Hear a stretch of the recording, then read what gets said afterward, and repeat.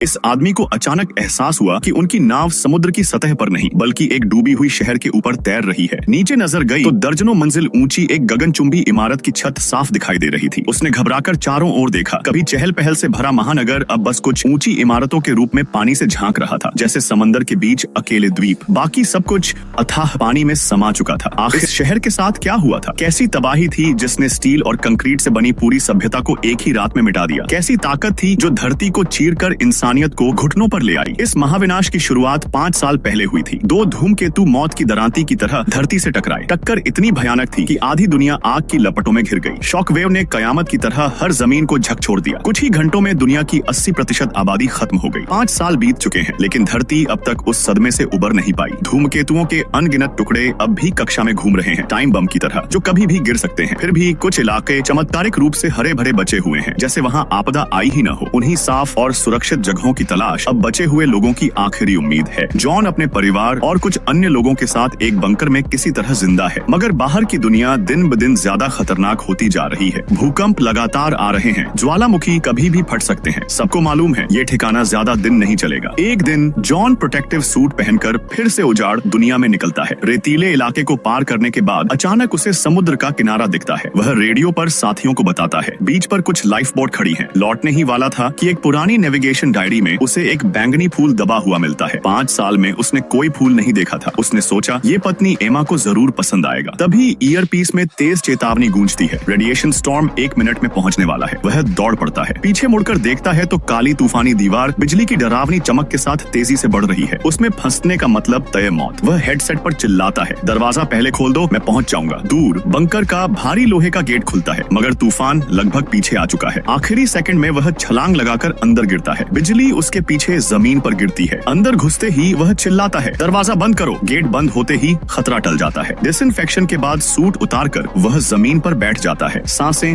बेकाबू हैं। अभी अभी मौत सामने से गुजर कर गई थी। बंकर के डाइनिंग हॉल में बहस छिड़ी है। नाथन साफ कहता है बाहर जाना आत्महत्या है। वहीं एडमिन काउंसिल की एना मीटिंग में बाहरी लोगों को शरण देने पर चर्चा कर रही है। तभी अचानक सभी मॉनिटर झिलमिलाने लगते हैं। अगले ही पल जमीन जोर से कांपती है। यह साधारण भूकंप नहीं, धरती की पपड़ी फट रही है। बंकर के मुख्य द्वार के सामने एक विशाल दरार बन जाती है। अलार्म गूंज उठते हैं। लोग चीखने चिल्लाने लगते हैं। अफरा तफरी मच जाती है। जॉन अपनी पत्नी और बेटे लियम के साथ फौरन जरूरी सामान समेटता है और एग्जिट की ओर भागता है। पीछे का रास्ता गिरने लगा है। तीनों आखिरी पल में बाहर निकलते हैं।